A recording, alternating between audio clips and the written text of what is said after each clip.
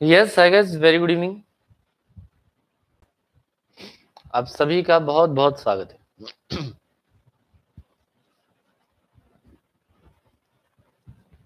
चलिए भाई, आ गए क्या सभी लोग?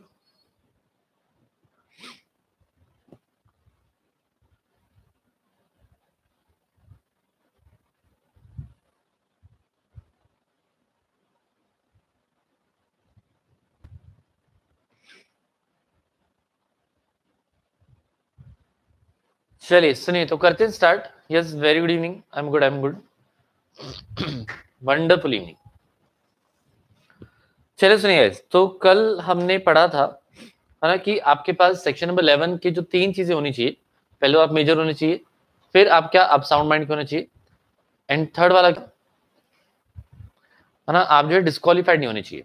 तो हमने 2 पॉइंट्स पढ़े थे। Person should be of sound mind. Sound mind मतलब ही शुड बी ना condition, he should be in a condition to understand the terms, he should be able to understand the terms and conditions of the contract, and he should also be able to understand the implications of it, है ना। यहाँ पर जो है इनसे इंसान ने क्या करना चाहिए, वो ना वो समझना चाहिए, उसने क्या समझना चाहिए कि टर्म्स एंड कंडीशंस कॉन्ट्रैक्ट के क्या है एंड उसके क्या रहेंगे, उसके इम्प्लीकेशंस क्या होंगे, ये उसको उतना समझ में आ जाना चाहिए।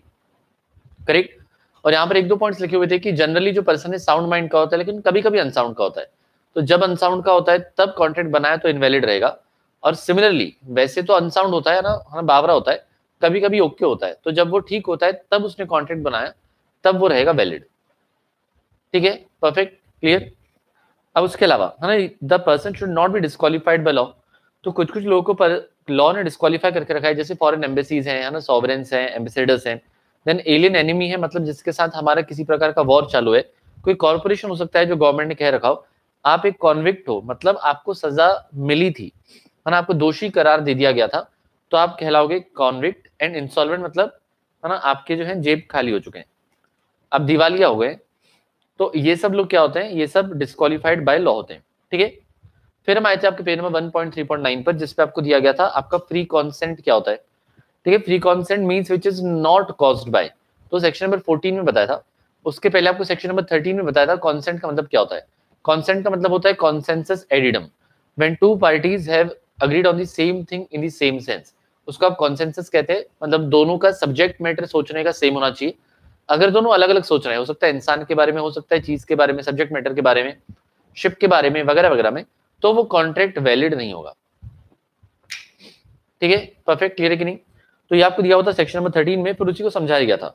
आपको जो है कंफ्यूजन नहीं होना चाहिए पर्सन, सब्जेक्ट मैटर वगैरह वगैरह को लेकर। ठीक है। और ये सब चीजें मैंने आपको पेज नंबर 1.3.10 है ना, 1.3.10 में, यहाँ पर मैंने आपको कहा था कि ये आप क्या करें, इसको आप कर दें इग्नोर, इसको स्किप कर दें, क्योंकि रिपीटेशन था। देन उसके बाद आपका फ्री कॉन्सेंट। फ्री कॉन्सेंट मतलब ऐसी consent which is not caused by those 5 things, है ना। वो 5 चीजें कौन कौन सी होती है, तो आपका होता है कोर्जन, है ना, coercion, undue influence, fraud, miss representation and mistake. तो अगर आपकी कॉन्सेंट इन 5 वजह से नहीं मिली है, तो वो क्या होता है, वो आपका होता है वैलिड, है ना, कॉन्सेंट मतलब फ्री कॉन्सेंट। अब इसमें स्टार्टिंग के जो 4 थे, कौन कौन से, कोर्जन, अनड्यू इन्फ्लुएंस, फ्रॉड और मिस रिप्रेजेंटेशन। तो अगर आपका एग्रीमेंट इन रीजंस की वजह से बना है, तो आपका एग्रीमेंट हो जाता है, कॉन्ट्रैक्ट हो जाता है वॉइडेबल। ठीक है। लेकिन अगर मिस्टेक की वजह से बना है, तो आपका हो जाता है वॉइड। वॉइडेबल का मतलब क्या होता है, वॉइडेबल मतलब होता है विच कैन बी कैंसिल्ड, जिसको कैंसिल किया जा सकता है उसको आप कहते हैं वॉइडेबल। परफेक्ट। एंड वॉइड मतलब क्या, विच इज नॉट वैलिड, जो वैलिड नहीं होता है ना, जो वैलिड नहीं होता है वो क्या होता है, वो होता है आपका, है ना, वॉइड। ठीक है। तो अगर मिस्टेक हो गई, गलती हो गई, तो वॉइड हो जाता है। और अगर आपका coercion, undue influence, fraud, miss representation रहा, तो वॉइडेबल रहेगा, मतलब चाहे तो आप कैंसिल कर सकते हो। तो ये इसका इंप्लीकेशन रहेगा। परफेक्ट। उसके बाद देखिए, है ना, ये सेम चीज रिपीटेड थी। फिर आपको पहले दिया हुआ था कोवर्जन। कोवर्जन आपको किस तरीके से एक्सप्लेन किया था। कोवर्जन मतलब क्या होता है कि भाई आप किसी को आप डरा रहे हो, धमका रहे हो, वगैरह वगैरह। तो यहाँ पर क्या बोल रहा है, when a person is committed और थ्रेटन टू कमिट, या तो आप कर चुके हो या आप डरा रहे हो, क्या करने के लिए, any action which is forbidden by the Indian penal code. तो आईपीसी ने कुछ मना करके रखा है ना, आप वही वाला एक्शन कर रहे हो। या फिर क्या, यू आर अनलॉफुली डिटेनिंग या थ्रेटनिंग टू डिटेन, आपने अनलॉफुली किसी का माल रख लिया हो, या फिर आप उसको डरा रहे हो, है ना, कि आप जो है उसका माल अनलॉफुली डिटेन कर लोगे और सामने वाले को उससे प्रिजुडिस हो रहा है। प्रिजुडिस बोले तो that is causing harm to another person with the intention that other party should enter into a contract with you. तो आप डरा रहे हो, धमका रहे हो, इसलिए डरा रहे हो कि सामने वाले को नुकसान पहुंचे, point number 1. And point number 2, है ना, पॉइंट नंबर 2 कि सामने वाला, आपका ये इंटेंशन है कि सामने वाला आपके साथ कॉन्ट्रैक्ट में एंटर कर लेना चाहिए. अगर आप इस सोच विचार के साथ किसी को डरा रहे हो, धमका रहे हो, एंड कॉन्ट्रैक्ट हो जाता है, then it is caused because of coercion. And coercion के केस में आपका होता है वर्डेबल, मतलब जिसके साथ आपने ये फोर्स यूज किया है, फिजिकल फोर्स वगैरह यूज किया है, तो वो चाहे तो कॉन्ट्रैक्ट को यहाँ पर इनवैलिड बना सकता है ना, कैंसिल करवा सकता है. ठीक है, परफेक्ट, क्लियर. हाँ, आप देखिए नेक्स्ट आपका एनालिसिस ऑफ सेक्शन नंबर 15. तो उसी पॉइंट को यहाँ पर, है ना, सारे पॉइंट्स को रिपीट किया था. एक दो पॉइंट्स इसमें नए क्या थे कि हो सकता है कि आप ये जो गलती कर रहे हो इंडियन पिनल कोड वाली, आप हो सकता है कहीं पर भी करो, है ना. आप हो सकता है कि अगर आप भारत के नागरिक हो या भारत में रहते हो और आप बाहर जाके मर्डर करके आ रहे हो, बाहर जाके आप डकैती कर रहे हो, है ना, चोरी वगैरह वगैरह कर रहे हो, और कभी आप इंडिया में आए, ठीक है, आप पकड़े गए, तो फिर आपको इंडिया में इंडियन पिनल कोड के हिसाब से भी यहाँ पर सजा दी जाएगी. तो जहां पर आपने कर्म कांड किए हैं वहां पर आईपीसी लगता हो, ऐसा बिल्कुल भी जरूरी नहीं है. ठीक है, परफेक्ट, क्लियर, बहुत बढ़िया. चलिए सुनिए, नेक्स्ट है आपका effects of coercion under section 19 under the Indian contract act. तो यहाँ पर क्या कहा था कि अगर कोअर्जन इस्तेमाल होता है तो उसका इंप्लीकेशन क्या होगा. एक तो कॉन्ट्रैक्ट को अवॉइडेबल बना सकते हो, मतलब आप कैंसिल करा सकते हो, और अगर अवॉइडेबल करवाने जा रहे हो और आपको किसी प्रकार का बेनिफिट मिला है, ठीक है, if any kind of benefit has been received by you, आपके पास किसी प्रकार का अगर बेनिफिट रिसीव हुआ है, then benefit has to be return to another person. तो किसी ने आपके सर पे बंदूक रखा था, ठीक है, आपकी प्रॉपर्टी ले ली और आपको 10 लाख रुपए दिया, बाद में जाके आपने कैंसिल करवाया, तो भले आप कैंसिल करवाओ, लेकिन वो 10 लाख रुपए जो आपको मिले थे ये भी आपको वापस लौटाने पड़ेंगे. तो this is one of the application of your voidable contract. ठीक है, परफेक्ट, क्लियर है. तो ये 2 पॉइंट्स है आपके मेन वाले. देन एग्जांपल में दिया गया था कि एक पति जो है इतना परेशान हो गया था कि उसने अपनी घरवाली और बच्चों से रिहाई मांगी. तो उसने कहा कि मुझे आप रिलीज करो, है ना. रिलीज करो मतलब क्या कि भाई मैं आपसे बहुत तंग आ चुका हूं, मुझे मेरी जिम्मेदारियों से अब मुक्त करो, नहीं तो मैं सुसाइड कर लूंगा. तो ये जो सुसाइड कर लूंगा वो कह रहा है ना, ये जो कह रहा है कि मैं सुसाइड कर लूंगा, मतलब क्या, वो कोअर्जन का इस्तेमाल कर रहा है ना, क्योंकि सुसाइड करना मना किया हुआ है किसमें, इंडियन पिनल कोड में. तो आप कोई भी काम करते हो which is forbidden by Indian penal code, then it is said that you have used the coercion. Then जो रिलीज डीड मिली थी ना, that will not be valid, उसको आप बिल्कुल कैंसिल करवा सकते हो. मतलब बीवी बच्चों की सेवा करनी पड़ेगी, है ना, पैर वैर दबाने पड़ेंगे. Okay, perfect, clear. तो ये था आपका एक एग्जांपल. देन एग्जांपल नंबर 11 था कि एक एजेंट था, है ना. एजेंट ने प्रिंसिपल को क्या बोला कि आप मुझे मेरी जिम्मेदारियों से मुक्त करो, नहीं तो मैं आपकी बुक्स खा जाऊंगा. ओके, तो एजेंट ने प्रिंसिपल को क्या बोला है कि आप मुझे मेरी जिम्मेदारियों से मुक्त करो, नहीं तो आपके मैं बुक्स ऑफ अकाउंट जो है वो नहीं लौटाऊंगा. करेक्ट. तो यहाँ पर एजेंट क्या कर रहा है, अनलॉफुली डिटेन कर रहा है प्रॉपर्टी को. तो आपकी प्रॉपर्टी को, मतलब प्रिंसिपल की किताबों को, बुक्स ऑफ अकाउंट्स को वो जबरदस्ती लेके बैठे किया है. तो ये भी क्या होता है, एक तरह का कोअर्जन है. ठीक है, अगर इंडिया फॉरेन में जाके मर्डर करेगा तो फॉरेन की पुलिस उसे अरेस्ट कर सकती है ना, वहां पर भी करेगी. और अगर बाई चांस आपको इंडिया भेज दिया तो इंडिया वाले भी नहीं छोड़ेंगे. ठीक है, परफेक्ट, क्लियर है ना, बहुत बढ़िया.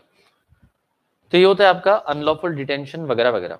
अब नेक्स्ट है आपका क्या, नेक्स्ट है आपका अनड्यू इन्फ्लुएंस. अनड्यू इन्फ्लुएंस में क्या होता है ना, आप किसी के ऊपर मेंटली दबाव बनाते हो. अनड्यू इन्फ्लुएंस क्या होता है, अनड्यू इन्फ्लुएंस का मतलब होता है कि आप ना किसी के ऊपर मेंटली दबाव बनाते हो. ठीक है, so when one person is in a position to dominate the will of another person, एक पर्सन ऐसी पोजीशन में है कि वो दूसरे की विल को डोमिनेट करे, दूसरे के सोच विचारों को डोमिनेट करे, है ना, उसकी सोच को बदले वगैरह वगैरह, है ना. तो ये क्या होता है, अगर, है ना, मुस्कान आपने जो है कल लेक्चर अटेंड नहीं किया था, कल वाला लेक्चर एक बार वापस से देखना, है ना. तो आप इसलिए कल वाले डाउट आज पूछ रहे हो. चलिए सुनिए, तो यहाँ पर क्या बोला है, अनड्यू इन्फ्लुएंस में when one person is in a position to dominate the will of another. तो एक पर्सन जब ऐसी पोजीशन में है कि दूसरे की विल को, सोच को, विचारों को डोमिनेट करे, and he is also using that position, है ना, he is also using that position to take undue advantage of another party, और वो उस पोजीशन का इस्तेमाल भी कर रहा है, तो हम कहते हैं कि आप यहाँ पर अनड्यू इन्फ्लुएंस यूज कर रहे हो. ठीक है, तो हम कहते हैं कि आप यहाँ पर अनड्यू इन्फ्लुएंस का इस्तेमाल कर रहे हो. ठीक है, परफेक्ट. तो एक बार इसको पढ़ लेते हैं. इसमें क्या बोला था, when the relations between two parties are such that one of the parties is in a position to dominate the will of another and he is also using that position. वो इस पोजीशन को use भी कर रहा है to obtain an unfair advantage over the other, ताकि वो दूसरे का गलत फायदा उठा सके और उससे कॉन्ट्रैक्ट में एंटर कर सके, then such kind of contract is also voidable. ठीक है, अब इसमें देखो हमने 2-3 चीजें पढ़ी थी। हम ये मान लेते हैं a person is deemed to be in a position to dominate the will of the another. हम ऐसा मान लेते हैं कि आप ऐसी पोजीशन में हैं कि आप दूसरे की विल को डोमिनेट कर पाए। ये कब कब पॉसिबल होगा, है ना, where he holds a real और अपेरेंट अथॉरिटी, जब क्लियर कट हमको दिख रहा है कि सामने वाला आपको इन्फ्लुएंस कर सकता है। आपके पेरेंट्स आपको कर सकते हैं, है ना, मम्मी कर सकती है, पापा कर सकते हैं। ठीक है, तो हमको जब क्लियर कट दिखता है कि सामने वाले आपके विल को डोमिनेट कर सकता है, तो यहाँ पर वो अनड्यू इन्फ्लुएंस में कवर हो सकता है। सेकंड, जब आप दोनों के बीच में फिड्यूशियरी रिलेशनशिप था। फिड्यूशियरी रिलेशनशिप मतलब होता है ट्रस्ट का। जैसे हो सकता है कि आपके और आपके डॉक्टर के बीच में हो, है ना, आपने अपने डॉक्टर को कुछ ऐसी बात बता दी जो उसको नहीं बतानी चाहिए थी, और अब वो आपको डरा रहा है कि भाई मैं मोहल्ले में जाके बता दूंगा, है ना, मैं शहर में जाके बता दूंगा। तो वो एक फिड्यूशियरी रिलेशनशिप था ट्रस्ट का, और वो आपको यहाँ पर डरा रहा है, धमका रहा है। This can be one of the possibility. Second possibility, आप सीए हो, है ना, आपका क्लाइंट है, तो क्लाइंट ने आपको उसके, है ना, काले धन के बारे में सब कुछ बता दिया था, है ना, उसने आपको सब कुछ बता दिया था कि वो कहाँ से पैसा कमाता है ना, कितना कैश रहता है, कितनी टैक्स की चोरी करता है। फिर आप उसी को डरा रहे हो कि भाई इनकम टैक्स वालों को खबर पहुंच गई है ना, आप जो इतना इतना पैसे दे दो, वगैरह वगैरह वगैरह। परफेक्ट, करेक्ट, क्लियर है ना। तो ये सेकंड पॉइंट था। थर्ड वाला क्या, कि हो सकता है कि सामने वाला जो पार्टी है, जो थर्ड पार्टी है, जिसकी भी आप सेवा कर रहे हो, he can be of age और इलनेस, है ना, हो सकता है कि वो इल हो, बीमार हो, या फिर क्या उसकी ना उम्र हो चुकी हो, ठीक है, या फिर वो मेंटली इनकेपेसिटेटेड हो। तो आप जानबूझ के क्या करते हो, उसको परेशान करते हो और अपनी जो है सैलरी बढ़ाते जा रहे हो। ठीक है, तो अगर ऐसा कोई पर्सन है जिसके साथ आप डील कर रहे हो, तो वहां पर भी माना जा सकता है कि अनड्यू इन्फ्लुएंस का इस्तेमाल हुआ होगा। जैसे कल हमने देखा था ना, मिताक्षी क्या कर रही थी, एक ओल्ड लेडी को बहुत परेशान कर रही थी, है ना, उसकी छोटी वोटी खींच रही थी, है ना, खाने में नमक डाल देती थी, है ना, गला वाला दबा देती थी कभी कभी। तो इस टाइप से तो आप कह सकते हैं कि आपने यूज किया था अनड्यू इन्फ्लुएंस।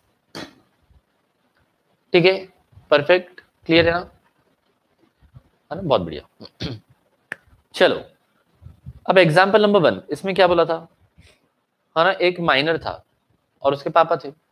तो पापा ने माइनर की बहुत सेवा की, लेकिन जब वो माइनर हो गया मेजर, है ना, जब वो माइनर क्या हो गया, जब वो माइनर हो गया मेजर, जब वो मेजर बन गया, तो उसके पापा ने उसके ऊपर ना फोर्स किया और कहा कि तू मुझे ज्यादा पैसे देगा।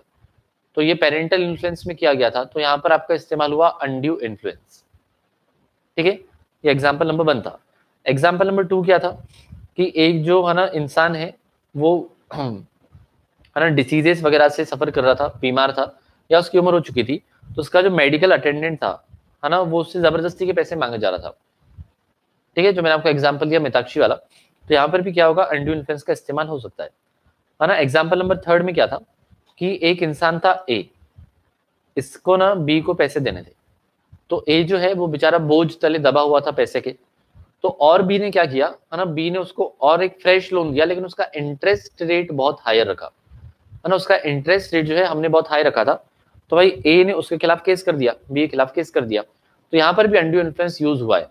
अब जब ये केस हुआ ना, तो 2 पार्टीज हैं, एक ने केस किया है और एक के ऊपर केस हुआ है, तो प्रूव करना पड़ता है कि अनड्यू इन्फ्लुएंस का इस्तेमाल नहीं हुआ था। तो जब आपने बी के ऊपर केस किया ना कि बी ने अनड्यू इन्फ्लुएंस यूज किया है, तो बी को ये प्रूव करना पड़ेगा कि उसने कोई जोर जबरदस्ती नहीं की थी, तो उसकी जो रिस्पॉन्सिबिलिटी है वो बी के ऊपर है। ठीक है, परफेक्ट है कि नहीं बताओ, समझ आया ना, है ना, बहुत बढ़िया। चलिए, तो ये कल हमने पढ़ा था एग्जाम्पल नंबर 3 में। एग्जाम्पल नंबर 4, कि ए किसी बैंकर के पास गया था और उससे लोन ले रहा था, लेकिन उसने, और मार्केट में क्या था कि भाई लोन की स्ट्रिंजेंसी थी, मतलब लोग पैसा दे नहीं रहे थे, तो बैंकर के पास गया और बैंकर ने थोड़ा higher rate of interest charge किया। तो बैंकर ने इस मौके का फायदा उठाते हुए जब higher rate of interest charge किया, तो वो अनड्यू इन्फ्लुएंस नहीं था, है ना, वो नॉर्मल था, है ना, वो अनड्यू इन्फ्लुएंस नहीं था, वो क्या था आपका, वो आपका एकदम नॉर्मल था। ठीक है, क्योंकि उसने बिजनेस के दौरान ऑर्डिनरी कोर्स ऑफ बिजनेस में इसका इस्तेमाल किया था। ठीक है, तो ये बिल्कुल चलेगा। डन। तो भाई हमने कल तक यहां तक की कहानी पढ़ी थी, अब हमको इससे जो है आगे पढ़ना है।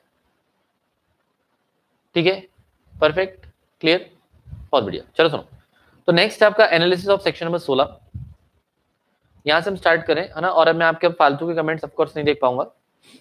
वो क्या कर सकता था आप उसको जाके पूछ सकते हो, है ना। चलो सुनो यहाँ पर प्लीज ध्यान से।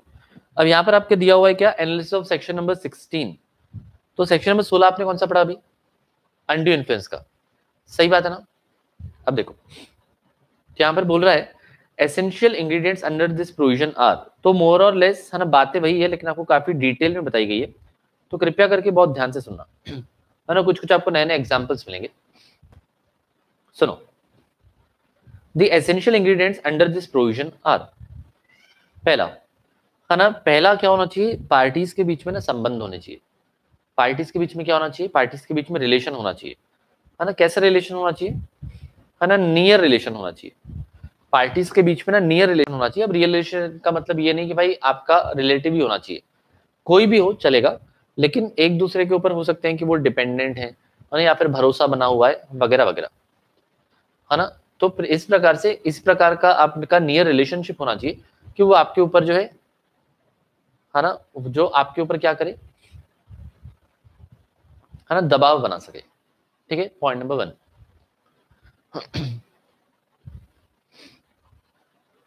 है ना, चलो पॉइंट नंबर 1। पॉइंट नंबर 2 क्या, position to dominate the will. Point number 2 क्या, एक तो नियर रिलेशन होना चाहिए और उसमें भी ऐसी पोजीशन होनी चाहिए कि वो सामने वाले की विल को डोमिनेट करे, सामने वाले के सोच विचारों को क्या करे, डोमिनेट करे, है ना। सुनेगा, so relation between the parties exists in such a manner that one of them is in a position to dominate the will of another, कि एक बंदा इस पोजीशन में है कि वो सामने वाले की विल को डोमिनेट करे। और ये कब मान लिया जाता है, इसको कब मान लिया जाता है, तो point number A, in case of real and apparent authority. तो जब क्लियर कट अथॉरिटी दिख रही हो, है ना, पॉइंट नंबर ए इसमें क्या मान लिया जाएगा, when there is a real and apparent authority. तो क्लियर कट अथॉरिटी हो, तो यहाँ पर जो क्लियर कट अथॉरिटी क्या हो सकती है, जैसे for example master and servant. तो मतलब एम्प्लॉयर एंड एम्प्लॉय, आपके यहाँ पर कोई काम करने के लिए आ रहा है तो आपको मास्टर कह सकते हैं, उनको हम सर्वेंट कह सकते हैं, या एम्प्लॉयर या एम्प्लॉय कह सकते हैं। तो एम्प्लॉयर इस पोजीशन में होता है कि वो एम्प्लॉय को डोमिनेट करे और उससे जबरदस्ती ज्यादा काम करवाए।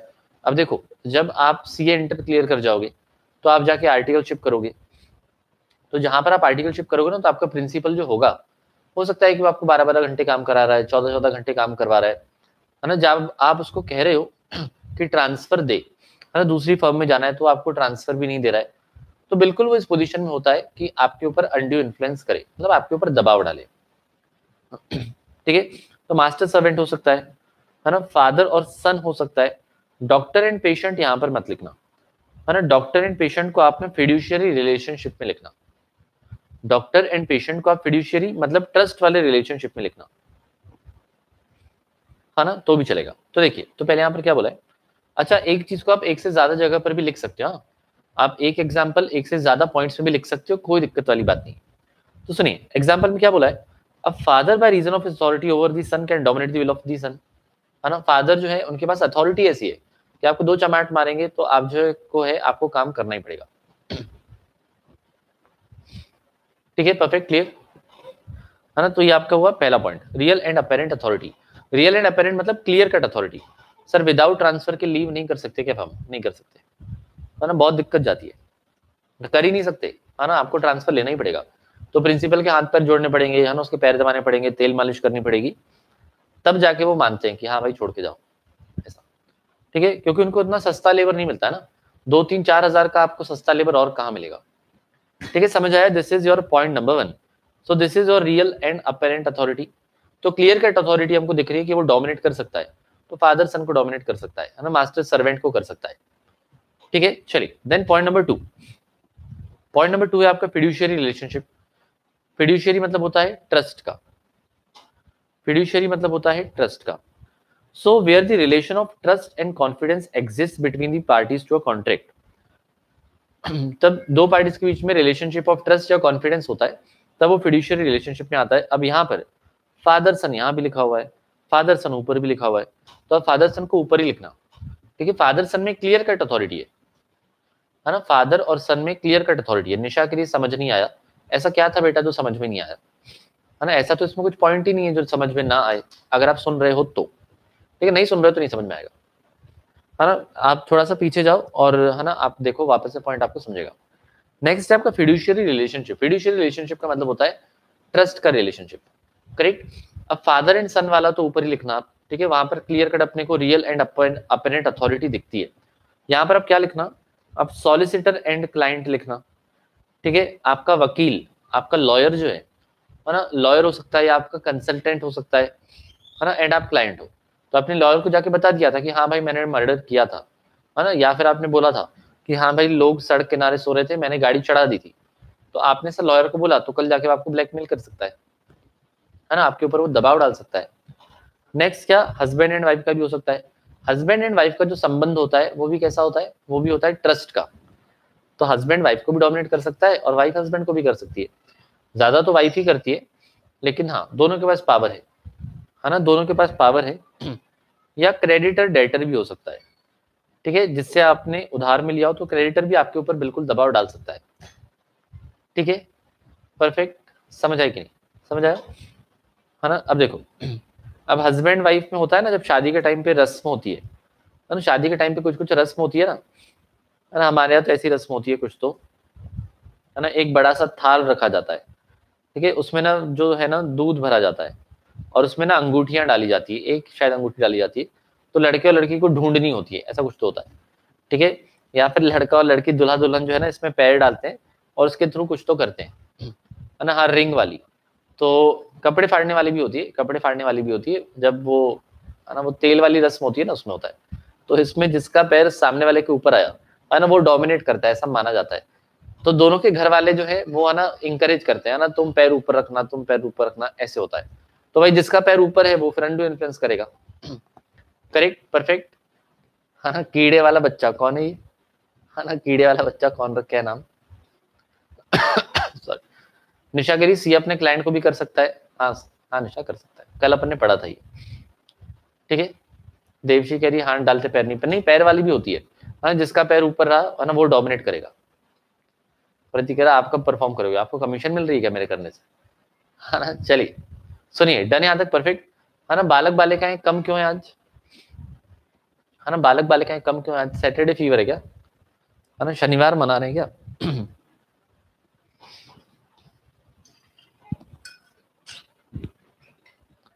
चलो तो ये क्या हुआ फिड्यूशियल रिलेशनशिप।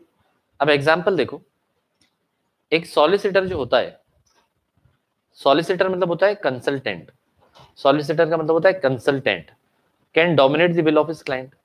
एक कंसल्टेंट जो है वो क्लाइंट की विल को डोमिनेट कर सकता है ना। आप अगर सीए हो और आप अपने क्लाइंट को डरा सकते हो कि भाई ऐसे मत करो, और आपके ऊपर बहुत टैक्स लग जाएगा वगैरह वगैरह वगैरह, तो ऐसे अलग अलग प्रकार की चीजें आप बिल्कुल कर सकते हो।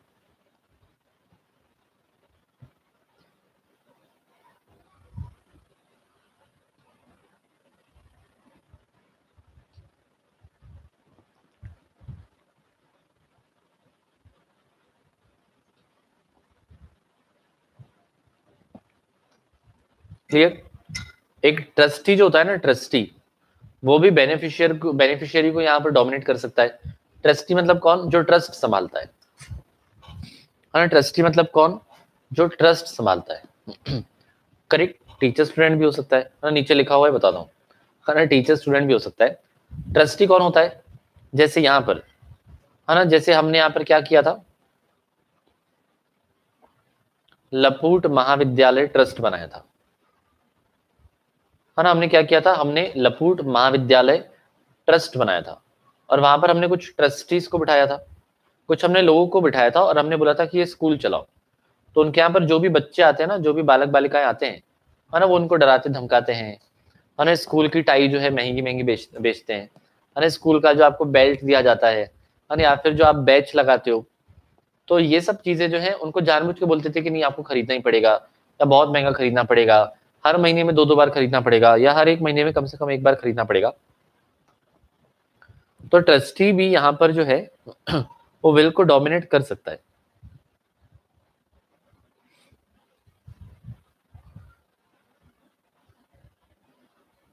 बोलो क्लियर है कि नहीं, समझ आया ना, है ना, ओके। चलो परफेक्ट।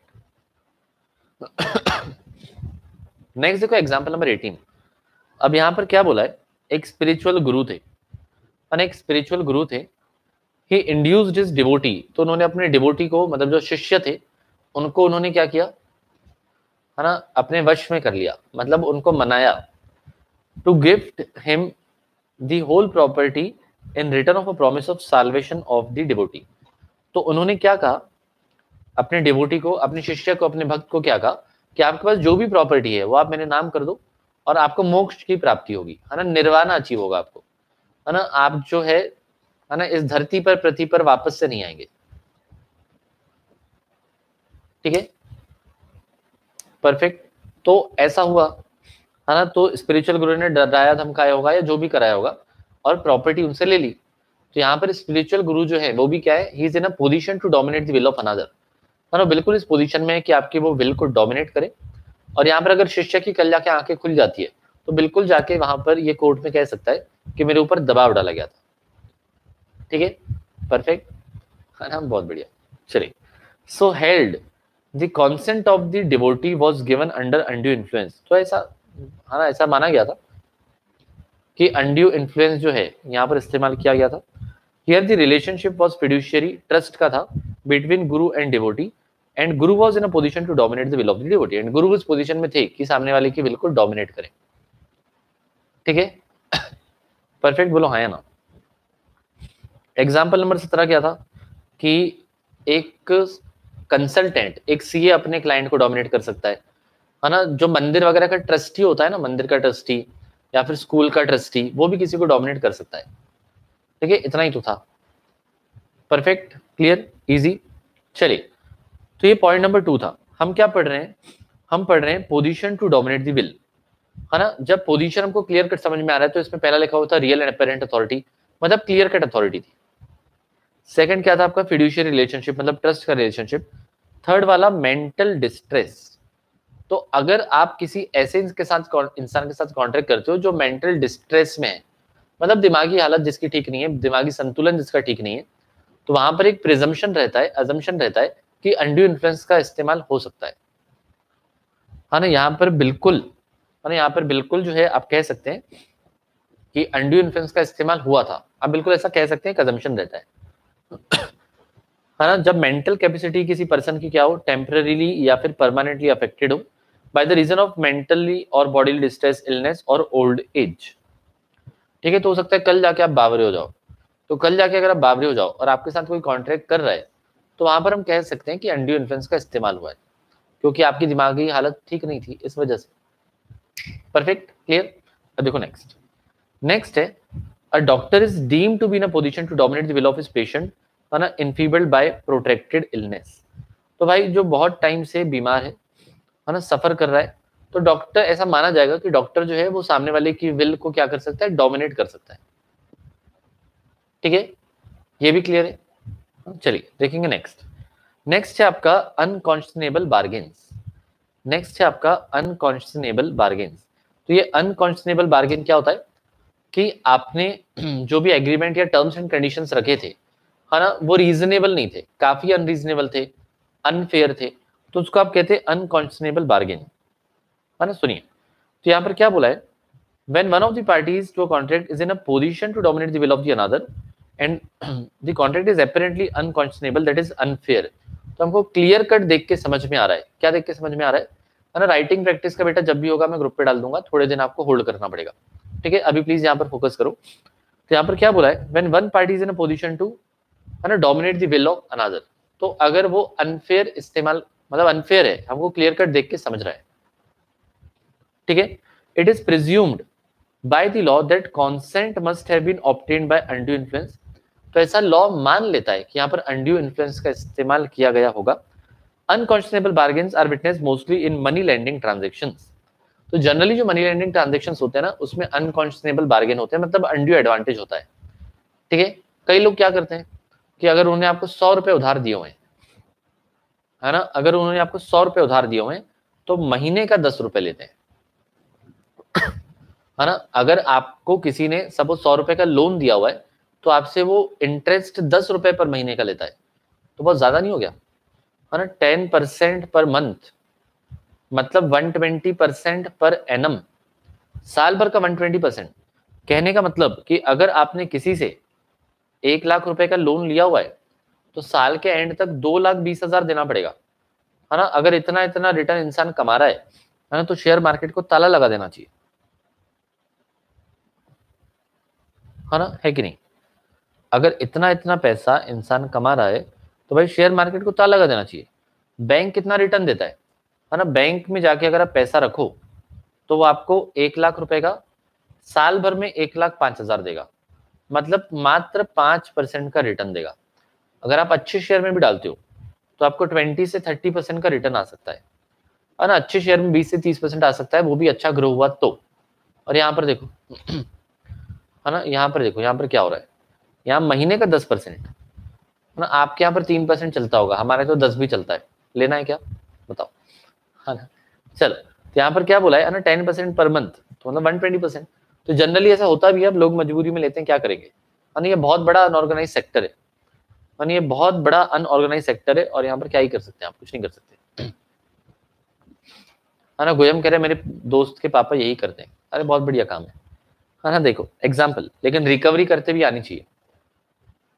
अब देखो नेक्स्ट क्या बोला है, a youth of 18 years of age, एक यूथ था 18 साल का, है ना, लेकिन ये कैसा था, लावारिस टाइप का था और बेवड़ा था। लावारिस टाइप का था मतलब खर्चीला था, है ना, काफी खर्चीला व्यक्ति था, है ना, बहुत अपनी गर्लफ्रेंड के ऊपर पैसा उड़ाता था, और बेवड़ा भी था, दारू भी पीता था, है ना। Borrowed ₹90,000 on a bond bearing compound interest eight 2% per month. इसने किसी से जाके पैसा उधार पे लिया 90,000 रुपए, और 2% का कंपाउंडिंग इंटरेस्ट था, है ना। 2% का क्या था, कंपाउंडिंग इंटरेस्ट था। ठीक है, तो वो कंपाउंड हो के 30-35 के बीच में जा सकता है अप्रोक्सीमेटली। ठीक है, it was held by the court that the transaction is unconscionable and the rate of interest being so charged is exorbitant. Exorbitant मतलब बहुत ही ज्यादा, है ना। एक्सॉर्बिटेंट का मतलब होता है वेरी हाई। तो यहाँ पर हमने क्या बोला था कि यहाँ पर जो रेट ऑफ इंटरेस्ट है मतलब बहुत ही हाई है, तो कोर्ट ने कहा था कि भाई इतना हाई नहीं चलेगा, इसको आप कम करो। ओके, परफेक्ट, समझाई कि नहीं। सर जब इंटरेस्ट लेने के लिए कॉल लगाओ तो उठाते भी नहीं है, तो बेटा इतना ज्यादा इंटरेस्ट लगाओगे तो क्यों उठाएंगे ना। रीजनेबल लगाते अगर तो उठा लेते। विजेंद्र पूछ रहे डोमिनेट का मतलब, बेटा इतनी देर बाद याद आ रही है आपको डोमिनेट का मतलब, अब पूछ रहे हो आप। कल पढ़ाया था मैंने डोमिनेट। डोमिनेट मतलब होता है ना, आप किसी के ऊपर दबाव डाल सकते हो, इन्फ्लुएंस डाल सकते हो। ठीक है, that is called as dominate करना। ठीक है, जैसे बड़ा भाई आपको डोमिनेट करता होगा ना, बड़ा भाई जो बोले वो आपको करना पड़ता होगा, या बड़ी बहन जो बोले, या पापा जो बोले, या मम्मी जो बोले, है ना, उन्होंने बोला है कि रात को 10 बजे सोना है तो सोना है, that is called as domination. ठीक है, केमिस्ट्री ट्यूटोरियल्स कह रही है 2% ज्यादा है क्या। बेटा क्या फूक के बैठते हो आप, है ना मुस्कान, क्या फूक के बैठते हो, सच सच बताओ। अभी तो मैंने डिस्कस किया, है ना। बैंक वाले भी कितने देते हैं आपको, 5%। और बैंक से लोन आप लेने जाओ ना, अगर आप बैंक से लोन लेने जाओ तो बैंक आपको 11 से 15% तक चार्ज करता है मैक्सिमम।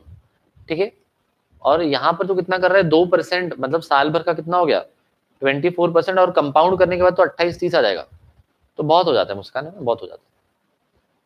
ठीक है, परफेक्ट, क्लियर। खुशी कह रही गांजा, है ना, तुमको बड़ा प्यार हो गया गांजे से, है ना। मेरी आदत छूट रही है, अब तो तुम बड़े गांजा गांजा कर रहे हो, क्या हो गया ऐसा, है ना। रिया कह रही है LSD, यहाँ तो लड़कियां भी बहुत तेज है अपने बैच में, हद। सब बताएगी तुमको ना, हुक्का कैसे बनाना है ना, कोयला कैसे लगाना है ना, सिल्वर फॉइल, ओहो, है ना, फिल्टर कैसे चेंज करना है, सब पूछो, आप पूछो बस। चलो, प्रथम कह रहे आपने सिखाया, मैंने ये सब नहीं सिखाया, है ना, ये सब मुझे नहीं पता था। चलो देखो, यहाँ पर नेक्स्ट है आपका। ठीक है, अच्छा ये आपको 4 पॉइंट समझ में आ गया। देखो पहला पॉइंट क्या था, पहला था आपका रिलेशन बिटवीन दी पार्टीज। आपका जो पहला पॉइंट था, पहला पॉइंट क्या था आपका, है ना, relation between the parties. Second था आपका position to dominate the will. तो सेकंड पॉइंट में 4 सब पॉइंट्स थे। सेकंड था position to dominate the will, जहां पर हम अज्यूम कर लेते हैं, है ना, जहां पर हम अज्यूम कर लेते हैं कि आप पोजीशन में थे, है ना, डोमिनेट करने की। तो इसमें क्या क्या था, पहला real and apparent authority, second था आपका ट्रस्ट का रिलेशनशिप, है ना, थर्ड वाला था आपका मेंटल डिस्ट्रेस, एंड फोर्थ वाला था अनकॉन्स्टिनेबल बार्गेन्स, है ना। ये सी केस लॉ का डिसीजन था आपका, कृपाराम वर्सेस समीउद्दीन, है ना, अद खान। ऐसे। ठीक है, परफेक्ट है कि नहीं बताओ? नमन कह रहा है ये सब बातें क्या कर रहे हो सर, समझ में नहीं आ रहा है। तो आपके लिए हम कर भी नहीं रहे, है ना, आपके लिए हम कर भी नहीं रहे, और मुझे भी समझ में नहीं आ रहा ये सब बातें। ओके, परफेक्ट, क्लियर, है ना। चलिए, यस वेदांशी, यस। अब देखो, अब इसमें एक और पॉइंट क्या बोला है, थर्ड वाला पॉइंट। थर्ड वाला पॉइंट है the object must be to take undue advantage. तो अगर आपने किसी के ऊपर दबाव डाला है, तो दबाव डालने में ये भी होना चाहिए कि आप सामने वाले का गलत इस्तेमाल करना चाहते हो। इस्तेमाल मतलब आप उसका गलत फायदा उठाना चाहते हो, तो ये भी आपके इसमें होना चाहिए। नहीं रोहित, ये केस लॉ इंपॉर्टेंट नहीं है, चिंता मत करो। ठीक है, the object must be to take undue advantage. तो आप सामने वाले के ऊपर इसलिए दबाव डाल रहे हो ताकि आप उसका गलत फायदा उठा सको। So when the person is in position to dominate the will of another must have the object to take advantage of the other. है ना, ये ऑब्जेक्ट रहना जरूरी है कि आप सामने वाले का गलत फायदा उठाने वाले हो, तो ही, है ना, इसको यहाँ पर अनड्यू इन्फ्लुएंस में रखा जाएगा, नहीं तो नहीं। अब सुनिएगा, एग्जाम्पल में क्या बोला है, इतना प्यारा एग्जाम्पल दिया हुआ है ना, इतना प्यारा एग्जाम्पल दिया हुआ है, सुनिएगा। अब सुनो, a teacher asks her daughter to get married to one of his brilliant students। कितना प्यारा टीचर है, ऐसा टीचर मिलेगा आपको कहीं? हो सकता है कि भाई आप भी कभी ट्यूशन वगैरह जाते होंगे, है ना, जो भी सर या मैम से आप पढ़ते थे, तो उनका बेटा या बेटी आपको पसंद आ गया होगा, कोई बड़ी बात नहीं है, नॉर्मल बात है ना, हो सकता है, कोई बड़ी बात नहीं है। तो यहाँ तो टीचर ही क्या बोल रहा है ना, टीचर ही अपनी लड़की को बोल रहा है कि मेरे किसी ब्रिलियंट स्टूडेंट को पकड़ और शादी कर ले। ऐसे कहाँ मिलते हैं टीचर आजकल? पॉसिबल है आप यहाँ पर हो गए। तो देखो, a teacher asks her daughter to get married to one of his brilliant student. Both the girl and boy were smart, settled and intelligent। बताओ, ऐसे ऐसे तो एग्जाम्पल दे रहे हैं, ये आईसीआई का एग्जाम्पल है ना। राहुल इज लाइक सर मिलनी भी तो चाहिए, तो उसके पापा ही इंकरेज कर रहे हैं ना, आपको कुछ नहीं करना है, आपको सिर्फ स्मार्ट और इंटेलिजेंट और सेटल्ड बनना है ना। फिर टीचर जो है अपनी लड़की को बोलेगा कि इसको पकड़ लो। ठीक है, चलिए सुनिएगा, यहाँ पर क्या बोला है, both the girl and boy were smart, settled and intelligent. बहुत बढ़िया बात है, हम क्या करें इसमें आगे। Here the teacher had a relation which can have influence on both of them. तो टीचर का रिलेशन ऐसा था कि वो दोनों के ऊपर दबाव डाल सकता था, अपनी लड़की के ऊपर भी डाल सकता था और अपने दामाद के ऊपर भी डाल सकता था। ठीक है, but as no undue advantage of influence was taken. लेकिन यहाँ पर कुछ गलत फायदा नहीं उठाया गया था, है ना। यहाँ तो एक बाप जो था वो तो अपना कर्तव्य का निर्वाह कर रहा था, है ना, अपने कर्तव्य को निभा रहा था। वो चाह रहा था कि मेरी लड़की जो है सेटल हो जाए, है ना, बढ़िया किसी अच्छे लड़के के साथ, है ना, बढ़िया जो है ना, विवाह कर ले और जीवन में सेटल हो जाए। ओके, तो यहाँ पर कोई अनड्यू एडवांटेज नहीं था, वो तो बस इतना चाहते थे कि मेरी बेटी सेटल हो जाए। ठीक है। नमन इज लाइक सर हमारी क्लास में आई थी एक मैम इंडिया के बाहर से, 8th क्लास में, ओए होए होए होए, ऐसे कर रहे हो। अबे तुम 8वीं में थे, है ना, तुम 8वीं में थे, वो तुमको 2 चमाट मारती तो भी तुम कुछ नहीं कर पाते। सपने देखो इनके, सपने 8वीं क्लास में, 5 साल पहले की बात कर रहे हैं, है ना। But as no undue advantage was taken, such contract of marriage is said to be made by free consent. तो यहाँ पर इनके बीच में क्या था, इनके बीच में क्या था, फ्री कंसेंट था। तो भाई दोनों अच्छे थे, स्मार्ट थे, सेटल्ड थे, इंटेलिजेंट थे। पापा ने बोला ये हमारा दामाद है, तो उसने बोला ठीक है ये आपका दामाद है, पापा क्या कर सकते हैं। तो फ्री कंसेंट, कोई दिक्कत वाली बात नहीं थी। ठीक है, परफेक्ट, समझ आया। बचपन का प्यार था, बचपन का प्यार, है ना। नमन इज लाइक अरे सर क्या बताऊं आपको, रहने दो, अब तो रहने ही दो बेटा, कुछ नहीं हो पाएगा, क्या ही कर लोगे।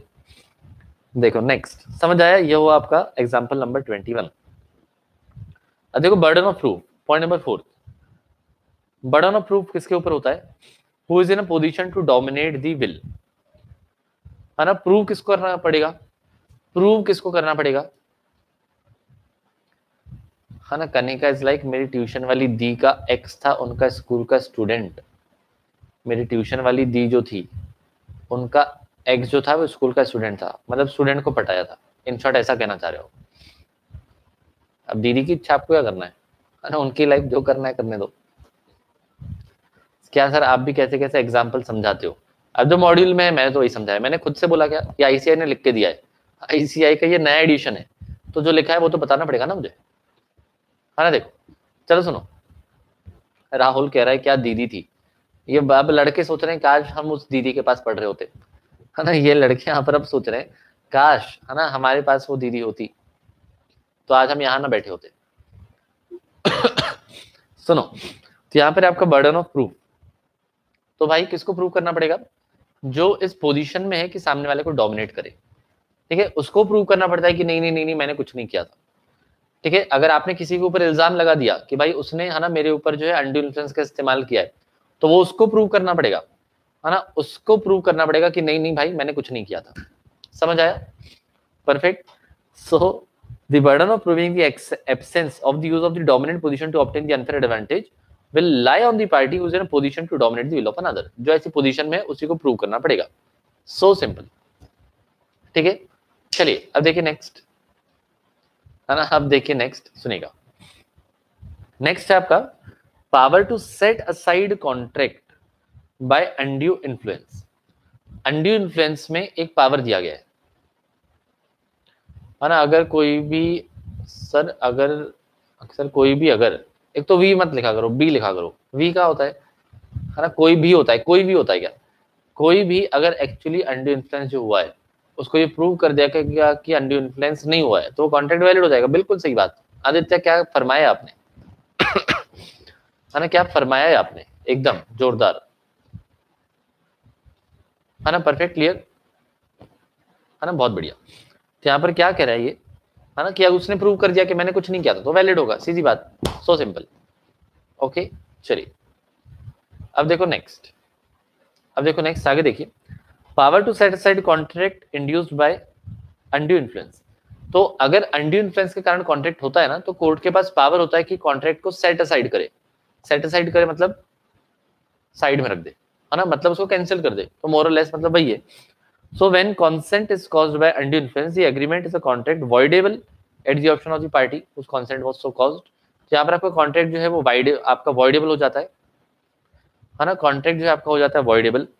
Any such contract may be set aside, either इसको सेट असाइड कर सकते हैं, इधर एब्सोल्युटली, है ना, पूरे तरीके से कोर्ट इसको साइड में रख सकती है, मतलब पूरी तरीके से कैंसिल कर सकती है, या फिर और if the party who was entitled to avoid it has received any benefit thereunder upon such terms and conditions as to the court may seem just।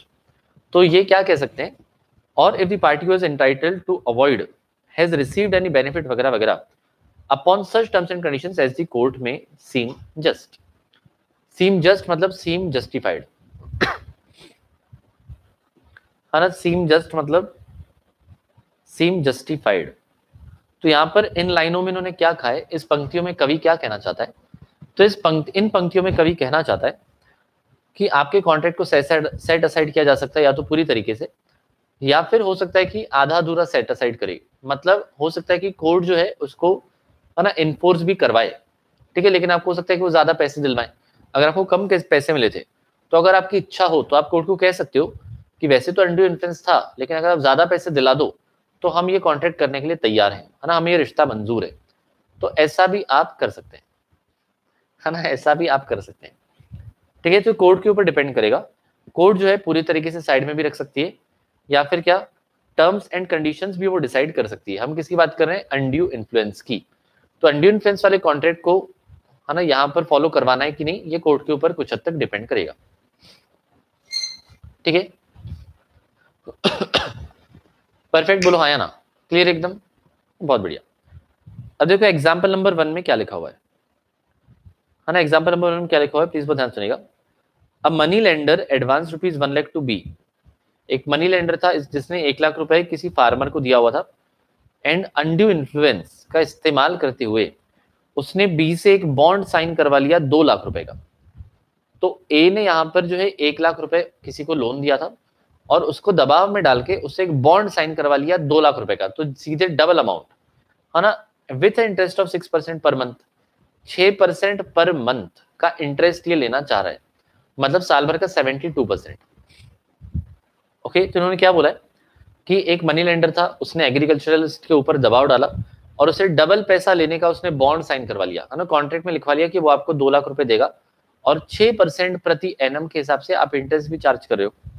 ठीक है जी, कोर्ट में set aside the bond ordering B to repay just 1 lakh with such interest as may seem fit. तो यहाँ पर court हो सकता है कि पूरा का पूरा कैंसिल ना करवाए, कोर्ट क्या कहेगा 1 लाख रुपए ही लौटाना और साथ में जितना रीजनेबल इंटरेस्ट बनता है उतना ही लौटाना। ठीक है, समझ आए कि नहीं बताओ। तो यहाँ पर कोर्ट जरूरी नहीं कि पूरा का पूरा कैंसिल कर दे, कोर्ट फिर भी कह रही है कि भाई इसको आप फॉलो करेंगे लेकिन पूरे तरीके से हो सकता है ना करें। तो आपको क्या कह रहे हैं कि भाई आप 1 लाख रुपए ही लौटाएंगे और जितना रीजनेबल इंटरेस्ट बनता है उतना ही लौटाएंगे। तो अनड्यू इन्फ्लुएंस में हमेशा हमेशा पूरा का पूरा कैंसिल कर दिया जाए ऐसा बिल्कुल भी जरूरी नहीं है। ओके, परफेक्ट, क्लियर है ना बहुत बढ़िया। अब देखो नेक्स्ट है आपका केस स्टडी दी हुई है। केस स्टडी मतलब क्या होता है, सिंपल कहानी है ना। केस लॉ और केस स्टडी में डिफरेंस होता है कि नहीं, है ना। Case study and case law में डिफरेंस होता है कि नहीं बताइए। केस लॉ मतलब है ना, केस लॉ का मतलब क्या होता है, किसी कानून में कहा गया था, डिसीजन आया था, that is case law. Case study is simply कहानी। अब जैसे कनिका ने बताया था,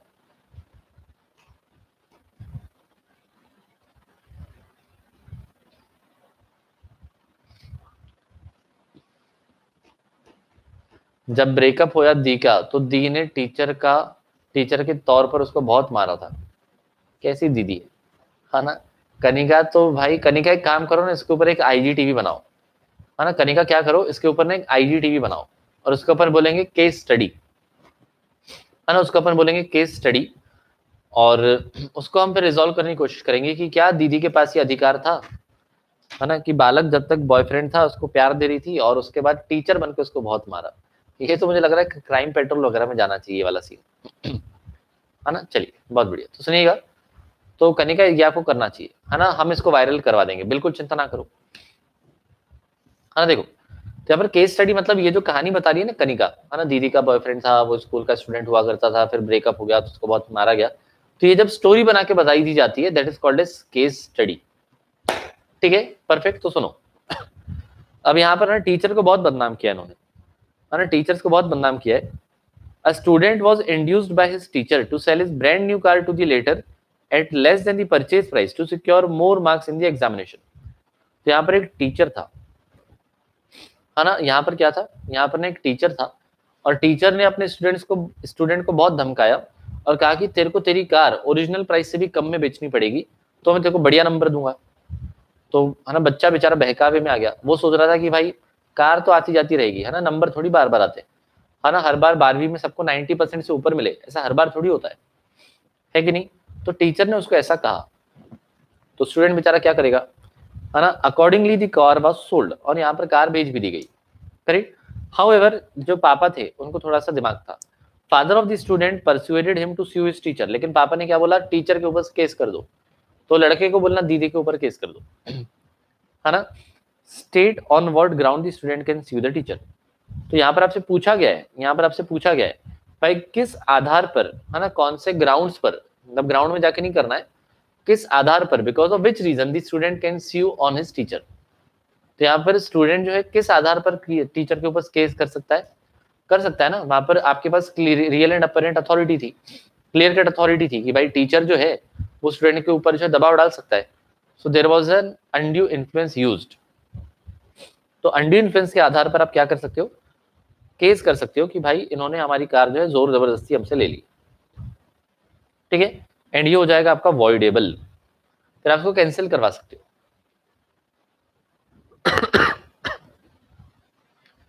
रिया कह रही है अटक रहा है, बाद में देखूंगी, तो 12 बजे के बाद देखना पड़ेगा क्योंकि नेट तो आप खत्म कर चुके हो।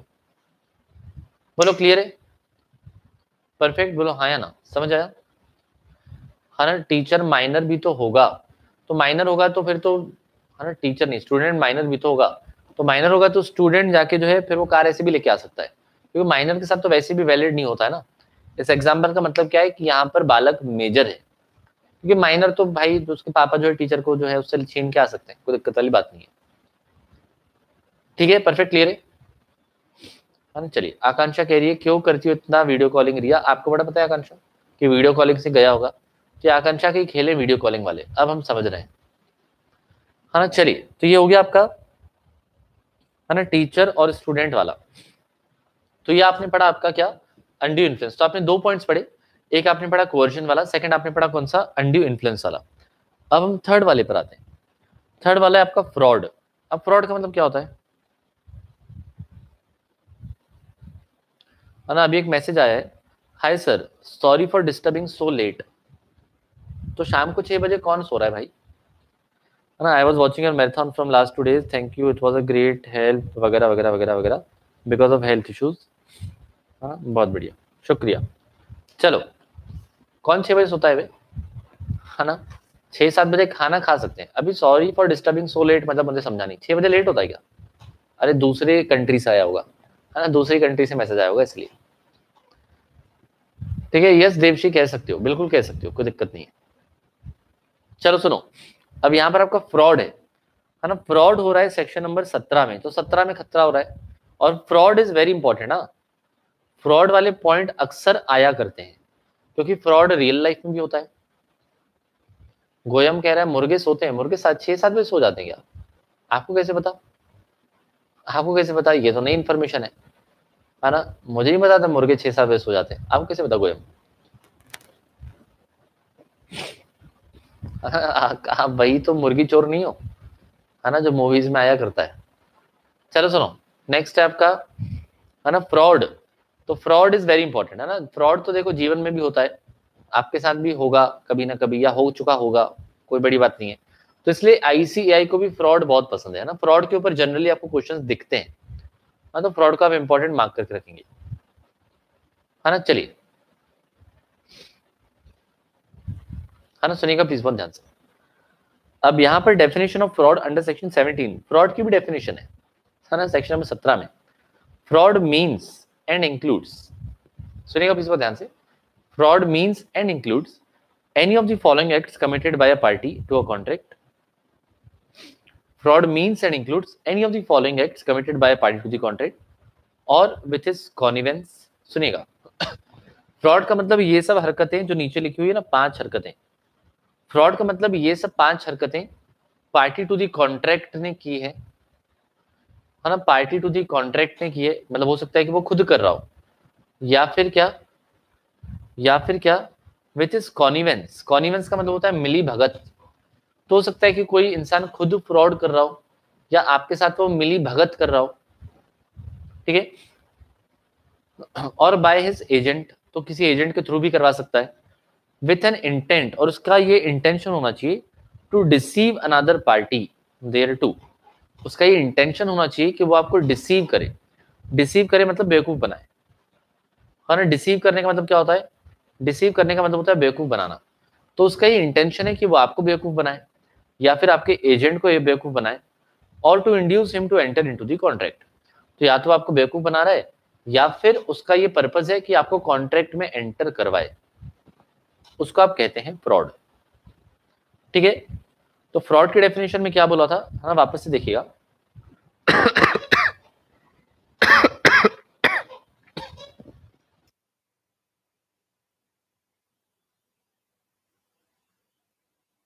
सुनिएगा, तो फ्रॉड में क्या होता है, fraud means and includes any of the following acts, है ना। ये जो 5 एक्ट है ये आप कर सकते हैं। तो या तो इंसान खुद करे, है ना, या फिर मिली भगत करके किसी और से करवाए, या फिर उसका एजेंट कर रहा है। क्यों कर रहा है, with an intention to deceive another party, है ना, वो आपको क्या करना चाहता है ना, आपको क्या करना चाहता है, वो आपको बेवकूफ बनाना चाहता है, या फिर आपके एजेंट को बेवकूफ बनाना चाहता है, या फिर आपसे जबरदस्ती कॉन्ट्रैक्ट में एंटर होना चाहता है। परफेक्ट, क्लियर है ना, समझ आया। अभी कौन कौन सी हरकतें कर रहा है, तो फ्रॉड में ना टोटल आपको 5 पॉइंट्स दिए गए, सुनिएगा ध्यान से। पहले क्या बोला है, the suggestion is a fact which is not true by one who does not believe it to be true, है ना। पहली हरकत, फ्रॉड की पहली हरकत क्या है ना, making a statement, making a suggestion of something is true but he knows that it is not true, है ना, और that party believes that it is not true, ठीक है। समझ आया क्या बताओ, है ना, समझ आया क्या बताओ। तो पहले वाले पॉइंट में क्या बोल रहा है कि सामने वाला इंसान आपको कुछ कह रहा है, उसको पता है कि वो गलत है, फिर भी वो आपको कह रहा है, that is called as fraud. जैसे यहां पर और यहाँ पर कौन है, यहाँ पर समझिए है ना प्रतीक है, और यहाँ पर कौन है समझिए, यहाँ पर ना प्रतीक है। तो प्रतीक जो है ना उसको पता है ना, प्रतीक जो है उसको ये ना ये पता है कि ये जो क्लिप है ना, ये क्लिप है ना ये सिर्फ माइक में यूज होती है ना। प्रतीक जो है ना इसको ये पता है कि ये जो क्लिप है ना ये माइक में यूज होती है। ठीक है, मैं आपको ना क्लिप बना के दिखाता हूँ जोरदार वाली, है ना। मैं आपको ना एक जबरदस्त वाली क्लिप बना के दिखाता हूँ जीवन में पहली बार। अरे बना ही नहीं साला ये, कोई बात नहीं, है ना। तो ये क्या है, ये क्लिप है, ठीक है। और अब आप इसको, इस क्लिप को कुछ भी बुरा नहीं कह सकते, क्योंकि मैंने इस क्लिप को बना के रख के बनाया है ना। जैसे अपन सर्कल कैसे बनाते थे, कड़ा रखते थे और इस सर्कल बनाते ना, तो मैंने इस क्लिप को रख के बनाया। तो मेरी ये ड्राइंग नहीं है, ये ऐसा जो है वैसे ही बनाया। ओके चलो सुनो, अब प्रतीक को ये पता था कि ये वाली जो क्लिप है, ये वाली जो क्लिप है ये सिर्फ और सिर्फ है ना माइक में लगा सकते हैं। लेकिन प्रतीक के पास है ना, प्रतीक के पास जो है रिया आई थी, लुक्स लाइक अ टीथ, ऐसा दांत होता है क्या, है ना। प्रतीक के पास रिया आई थी और वो रिया को क्लिप चिपका रहा है और कह रहा है कि इसको ना बालों में लगाना, है ना। इसको बालों में लगाने से आपकी सौंदर्यता बढ़ती है ना, आपका जो रूप है निखर के आएगा, सौंदर्यता बढ़ेगी, और जिस लड़के को आप पसंद करते हो वो आपकी तरफ आकर्षित हो जाएगा, तो आपकी तरफ खींचा चलाएगा। ठीक है, परफेक्ट, समझ आया ना, है ना, बहुत बढ़िया। चलो, तो उसको पता है कि ये गलत है, लेकिन फिर भी आपको कहे जा रहा है ना। एक इंसान को पता है कि ये ऐसी चीज नहीं है ना, वो आपको कहे जा रहा है कि ऐसी चीज नहीं है, लेकिन वो फिर भी आपको जबरदस्ती का बोले जा रहा है, तो वो होता है फ्रॉड। तो मतलब एक इंसान को पता है कि ये चीज गलत है, he does not believe it to be true, he knows it is false, लेकिन वो सामने वाले को फिर भी वो स्टेटमेंट दे रहा है, then this is called as fraud. यहाँ पर प्रतीक क्या कर रहा है, प्रतीक आपके साथ कर रहा है फ्रॉड। ठीक है, समझ आया क्या, this is point number 1 and this is called as point number 1। ठीक है, पॉइंट नंबर 2 देखो, active concealment of a fact of one having knowledge और belief of the fact. Active concealment का मतलब क्या होता है, एक्टिव कंसीलमेंट का मतलब होता है जानबूझ के छुपाना, कंसील करने का मतलब होता है छुपाना। ठीक है, कंसील करने का मतलब होता है छुपाना, और एक्टिव कंसीलमेंट मतलब जानबूझ के छुपाना। अब सुनिएगा, अब यहाँ पर नमन जो है ना, नमन जो है ना, नमन एक दुकान में गया, है ना। नमन जो है एक दुकान में गया और दुकानदार को बोला जीन्स दिखाओ, है ना। दुकानदार को बोला कि भाई जीन्स दिखाओ।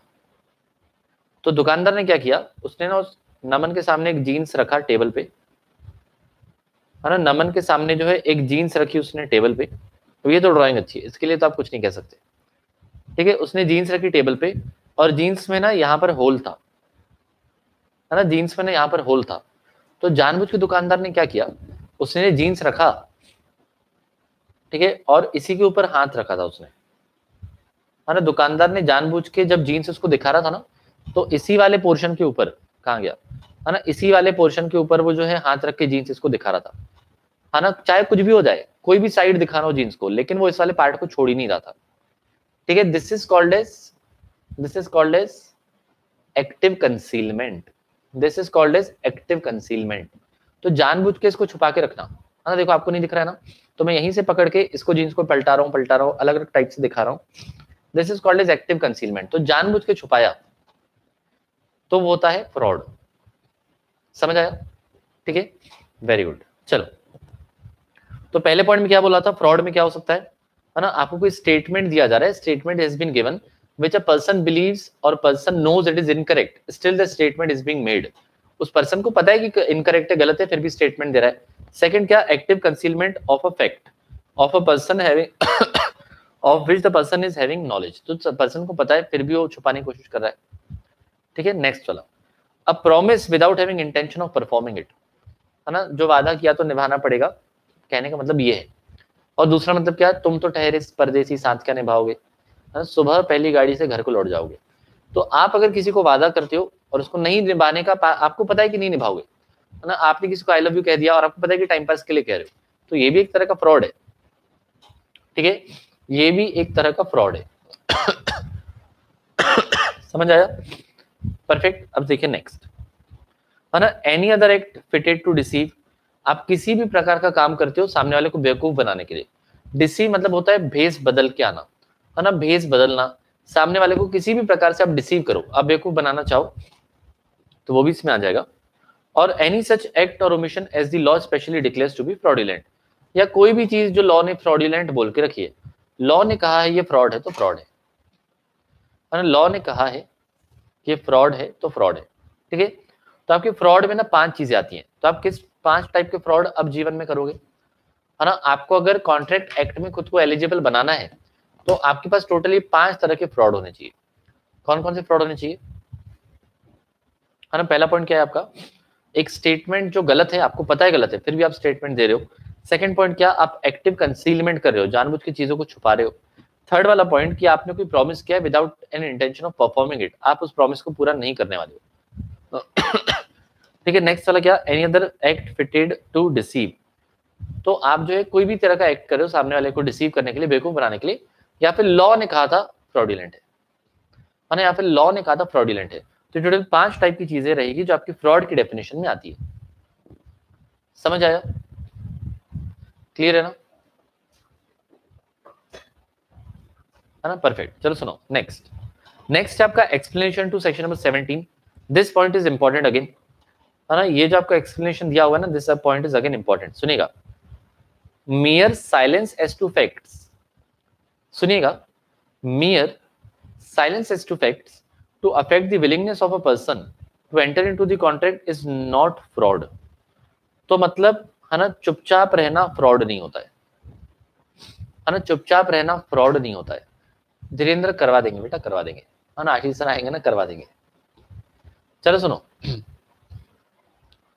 ना, सुनिएगा प्लीज बहुत ध्यान से।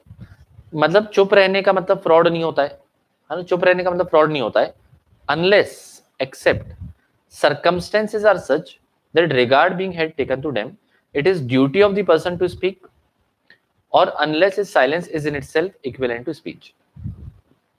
तो आपके साइलेंस को फ्रॉड नहीं माना जाएगा, आपके साइलेंस को फ्रॉड नहीं माना जाएगा, लेकिन उसका एक्सेप्शन है।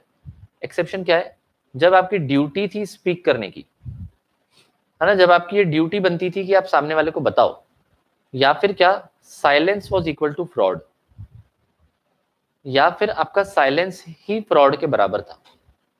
ठीक है, तो 2 चीजें यहां पर क्या बोलिए, कि अगर आपकी ड्यूटी थी बताने की, या फिर क्या आपका साइलेंस ही फ्रॉड के बराबर था, तो फिर आपने फ्रॉड किया हुआ है। समझ आया क्या, नॉर्मली साइलेंट रहना फ्रॉड नहीं है।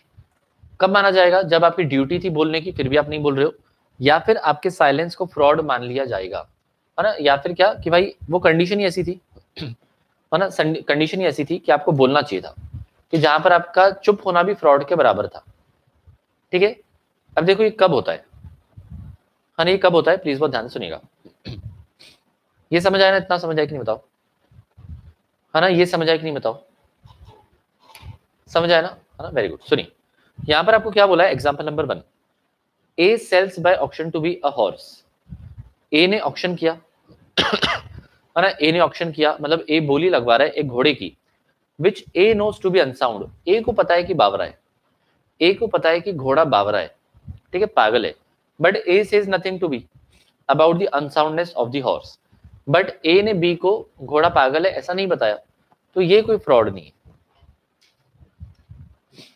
निशा कह रही लॉ में क्या क्या लर्न करना है बेटा, सब करना है ना, सभी करना है, छोड़ के जाओगे क्या, सीए कर रहे हो कि बीकॉम कर रहे हो, सीए कर रहे हो ना, इतना भी नहीं पढ़ोगे, है ना। चलो तो यहाँ पर क्या है, A sells by auction to B a horse which A knows to be unsound, A को पता है कि घोड़ा पागल था, लेकिन उसने बी को नहीं बताया। तो अगर नहीं भी बताया तो भी कोई दिक्कत वाली बात नहीं, this is not a fraud, है ना, ये फ्रॉड नहीं है, है ना, ये बिल्कुल आपकी तरफ से फ्रॉड नहीं है। समझ आया,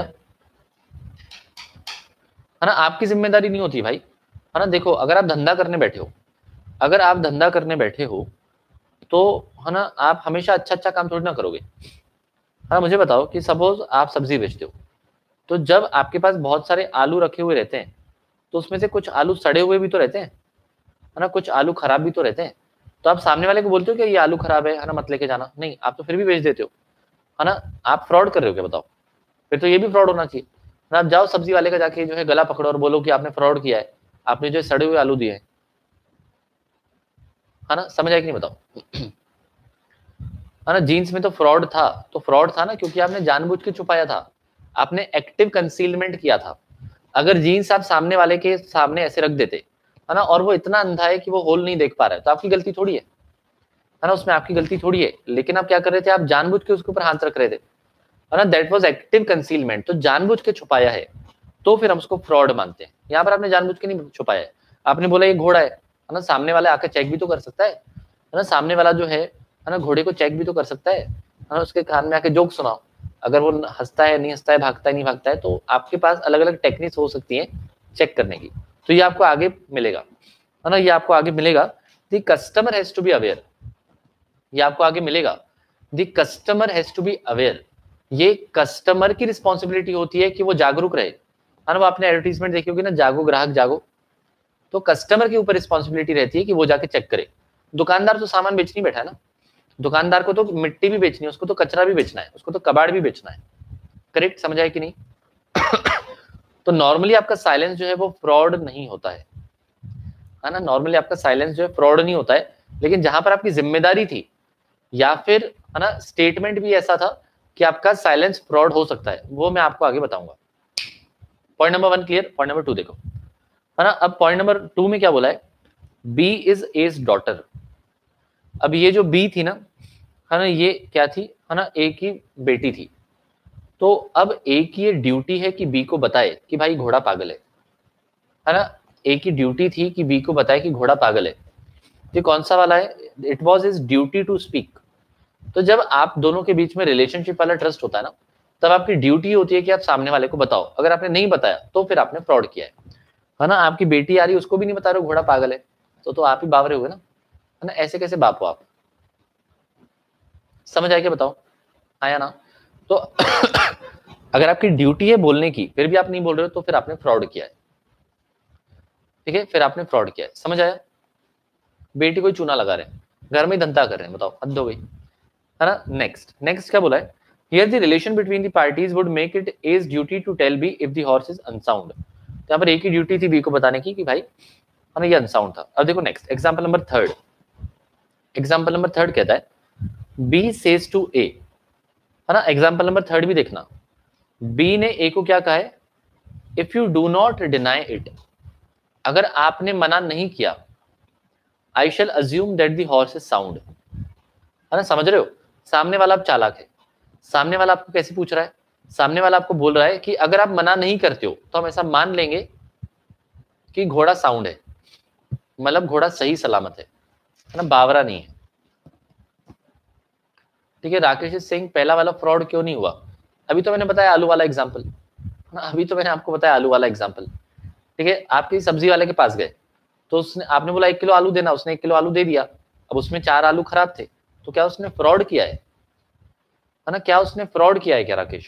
नहीं बेटा, उसने फ्रॉड नहीं किया है ना, उसकी कोई ड्यूटी नहीं थी। आपका सगा संबंधी लगता है क्या, है ना, आपका ससुर लगता है क्या, है ना, जो सब्जी बेच रहा है, नहीं ना, तो उसकी कोई ड्यूटी नहीं थी आपको बताने की, ये कस्टमर की ड्यूटी थी चेक करने की, है ना, कस्टमर की ड्यूटी थी कि जाके डॉक्टर को लेके आए और पहले देखे, है ना, घोड़ा साउंड है कि नहीं, है ना। जब भी आप कोई सेकंड हैंड गाड़ी खरीदने जाते हो ना, सुनो, जब भी आप कोई सेकंड हैंड गाड़ी खरीदने जाते हो ना, तो सेकंड हैंड गाड़ी में बहुत लफड़े रहते हैं, है ना, उसमें मीटर रीडिंग जो होती है ना, है ना, उसमें मीटर रीडिंग जो होती है ना, गोयम कह रहा है पहला एग्जांपल गलत लग रहा है, मैं आपको बताता हूँ, है ना, सुनो, मैं आपको बताता हूँ, सुनिएगा, है ना, अब आपको पहला वाला एग्जांपल भी समझ में आएगा। समझो ये गाड़ी है ना, गाड़ी में सामने मीटर लगा रहता है ना, सामने मीटर लगा रहता है ना, तो मीटर में लिखा रहता है कि गाड़ी कितने किलोमीटर चल गई है, तो गाड़ी सपोज 2 लाख किलोमीटर चल गई है ना, गाड़ी जो है सपोज 2 लाख किलोमीटर चल गई है, तो जब आप कोई सेकंड हैंड गाड़ी लेने जाओ और आप देखो 2 लाख किलोमीटर चल गई है, तो आप कम पैसे दोगे, है ना, आप सामने वाले को कम पैसे दोगे कि नहीं दोगे? आप बोलोगे 2 लाख किलोमीटर इतनी गाड़ी चल गई है, इसके क्या पैसे देंगे? तो लोग क्या करते हैं, इस मीटर में झोल करवाते हैं, है ना, और इस मीटर को लेके आएंगे 40,000 किलोमीटर पर, 30,000 किलोमीटर पर, ठीक है। तो लोग तो ऐसा करते ही हैं। और जब आप गाड़ी लेने गए, है ना, जब आप गाड़ी लेने गए तो आपने गाड़ी में देखा 30,000 किलोमीटर, तो आपने कुछ नहीं बोला, है ना, आपने जो है कुछ नहीं बोला, क्यों? मतलब यहाँ पर आपकी रिस्पॉन्सिबिलिटी है, जो कस्टमर होता है ना, जो गाड़ी खरीदने जा रहा है ना, उसकी रिस्पॉन्सिबिलिटी होती है कि भाई वो एक मैकेनिक को साथ में लेके जाए, गाड़ी को चेक करवाए और फिर ही गाड़ी ले, जो सेलर है उसकी कोई रिस्पॉन्सिबिलिटी नहीं है बताने की कि पीस डिफेक्टिव है ना। सेलर की कोई रिस्पॉन्सिबिलिटी नहीं है ये बताने की कि पीस डिफेक्टिव है। अब जैसे कभी आप स्ट्रीट शॉपिंग कर रहे हो, है ना, आप स्ट्रीट शॉपिंग कर रहे हो और स्ट्रीट शॉपिंग में कहा जाता है रस्ते का माल सस्ते में, रस्ते का माल सस्ते में, करेक्ट है ना। तो उसमें जो आपको स्ट्रीट में टॉप बेच रहा है, जीन्स बेच रहा है 100 150 रुपए के, तो एक बार अगर आपने उससे खरीद लिया और हो सकता है कि आपने जो टॉप लेके आया वो फटा हुआ निकला, आपकी जीन्स फटी हुई निकली, तो आप उसको जाके बाद में कुछ बोल पाओगे क्या? उसको पता था, वो बेचने वाले को पता था कि इसमें होल है, उसने आपको बोला कि ये सामान पड़ा है उठा लो, आपने उठा लिया, तो उसने फ्रॉड किया है क्या बताओ, है ना। अब मुझे बताओ कि उसने फ्रॉड किया है क्या? नहीं किया ना। प्रैक्टिकली तो आप करते ही हो ना, प्रैक्टिकली जब खुद करते हो तब चलता है। यहाँ पर लिखा हुआ है तो आप बोल रहे हो कि एग्जाम्पल समझ में नहीं आ रहा है उसमें कोई फ्रॉड नहीं है। तो भाई सेलर की रिस्पॉन्सिबिलिटी नहीं होती है कि बताए भाई ये देखो ये है ना, ये टॉप ये फटा हुआ है ना, ये मैं आपको बेच रहा हूँ। फॉर एग्जाम्पल उसने बोला टॉप फटा मैं आपको बेच रहा हूँ, तो धंधा कैसे करेगा? ये कस्टमर की रिस्पॉन्सिबिलिटी है चेक करना, ठीक है। समझ आए कि नहीं, है ना, समझ आए कि नहीं बताओ। तो टॉप वाला एग्जाम्पल समझ आया, करेक्ट। लेकिन जो टॉप बेच रहा है उसी की अगर लड़की आ रही है, उसी की दामाद आ रहा है, तो उसकी रिस्पॉन्सिबिलिटी है बताए कि टॉप फटा हुआ है ना। अगर उसने उसका रिलेशनशिप ही ऐसा था कि उसकी ड्यूटी है बताने की, नहीं बता रहा है, तो फिर उसने फ्रॉड किया है, ठीक है। परफेक्ट, बोलो हाँ या ना।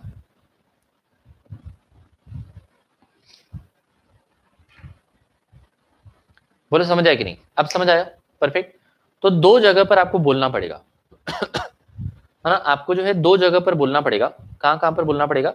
जहां पर आपकी ड्यूटी है वहां पर बोलना पड़ेगा, या फिर एग्जाम्पल नंबर 3, जब आपसे पूछा ही ऐसे गया है कि आपने नहीं बोला तो फ्रॉड कहलाएगा, है ना। आपसे पूछा ही ऐसा गया है कि आपने अगर नहीं बोला तो वो फ्रॉड कहलाएगा।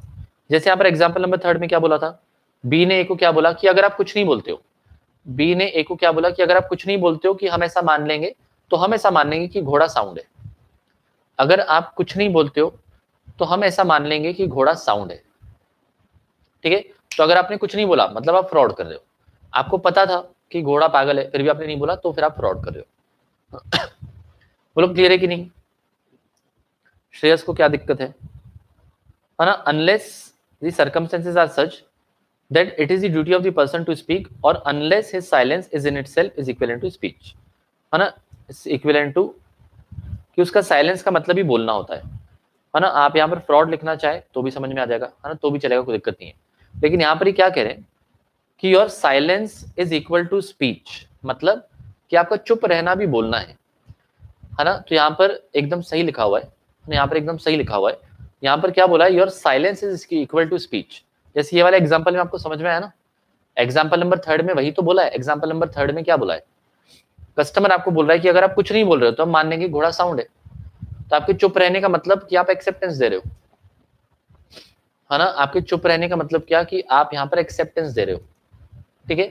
उसने पूछा ही ऐसा है, उसने बोला है कि अगर आपने कुछ नहीं बोला तो हम मान लेंगे घोड़ा साउंड है, इसका मतलब आप चुप रहने के बावजूद बोल रहे हो, correct. So a says nothing here, a silence is equivalent to speech. यहाँ पर ए के साइलेंस को स्पीच की तरह मान लिया जाएगा, मतलब उसने बोला है, ठीक है। परफेक्ट, क्लियर है कि नहीं? बहुत बढ़िया। चलिए एग्जाम्पल नंबर 4, एग्जाम्पल नंबर 4 सुनिएगा। एग्जाम्पल नंबर 4 ये बहुत ही प्रैक्टिकल एग्जाम्पल है, सुनिएगा। A and B being traders, A और बी दोनों जो है वो क्या है, वो ट्रेडर है ना। Enter into a contract, A has a private information of change in the prices which would affect B's willingness to proceed with the contract. तो A के पास कुछ ऐसी इंफॉर्मेशन है ना, A के पास प्राइस को लेकर ऐसी इंफॉर्मेशन है कि B का हो सकता है कि मन डोल जाए, है ना, B का जो है मन डोल जाए, है ना। But मियर silence is not acceptance, but such Chhavi situations ऐसी बनी तो फिर साइलेंस का मतलब एक्सेप्टेंस हो सकता है, ठीक है। ये हमने पहले भी पढ़ा था कि अगर आपने पास्ट कंडक्ट से दिखाया हो या फिर यहाँ पर स्टेटमेंट है उसके भी आपको समझना पड़ेगा। सुनिएगा,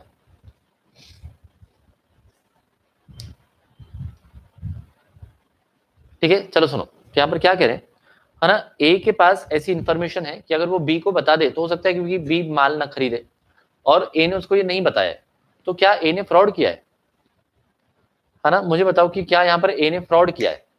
ए के पास ऐसी इंफॉर्मेशन थी कि अगर वो बी को बता देता तो हो सकता है कि बी नहीं खरीदता, तो और ए ने नहीं बताया, तो क्या उसने फ्रॉड किया है? है ना।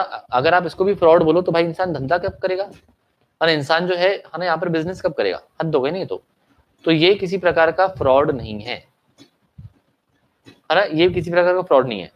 ए is not bound to inform B, तो ये बताता फिरेगा क्या, है ना। ए जो है सपोज सोना बेचता है ना, ए जो है सपोज क्या बेचता है, सपोज गोल्ड बेचता है, तो ए से जो गोल्ड खरीद रहा है वो उसको बता रहे कि गोल्ड सस्ता होने वाला है, तो है ना कस्टमर बेवकूफ थोड़ी है जो खरीदेगा, वो तो कुछ दिन रुक सकता है ना। करेक्ट। तो एक यहाँ पर कोई रिस्पॉन्सिबिलिटी नहीं थी, तो this is not a fraud, ये किसी प्रकार का फ्रॉड नहीं है। ठीक है, परफेक्ट, क्लियर है ना। तो ये आपने पढ़ा किसके बारे में, फ्रॉड के बारे में। अब इसका आपको एनालिसिस दिया हुआ है, अब ये एनालिसिस अपन पढ़ेंगे कल। ठीक है, तो जो मैंने आपको पढ़वाया है प्लीज वो उतना जो है पढ़ के आना, और इसका एनालिसिस वगैरह अपन जो है कल पढ़ेंगे। ठीक है, fraud is very very important ना। चलिए तो गाइस अभी के लिए ऊपर रखते हैं, बहुत बहुत शुक्रिया, हम लोग मिलेंगे कल। ओके चलिए, थैंक यू सो मच, बहुत बहुत शुक्रिया। हाँ ना, यस बाय।